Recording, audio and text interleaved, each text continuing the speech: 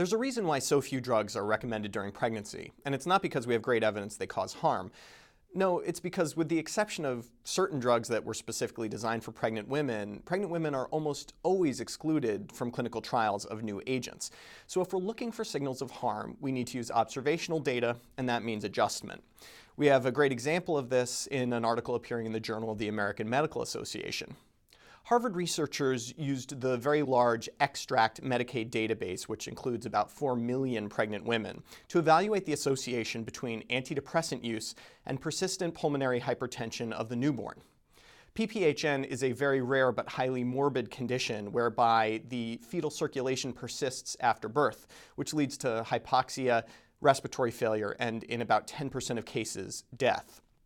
Now, of the 4 million women studied, 130,000 were taking antidepressants towards the end of pregnancy, and the risk of PPHN in that group was about 30 per 10,000 live births. Compare that to 20 per 10,000 live births in the women not taking antidepressants. Case closed? Well, no, the women weren't randomized to take antidepressants. They took them for a reason, depression being the most obvious one, but other factors would play a role as well, such as socioeconomic status, personal beliefs, and a variety of other confounders. After adjustment for a slew of such confounders, the researchers found that there was no association between antidepressant use and PPHN. It suggests that antidepressants are a marker of risk, but not directly causal. With one caveat, there could be overadjustment.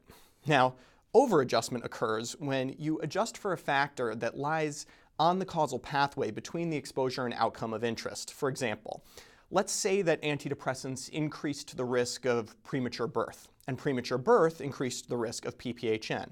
Well, by adjusting for prematurity, you would falsely conclude that the antidepressant wasn't linked to PPHN. But let's not lose the forest through the trees here.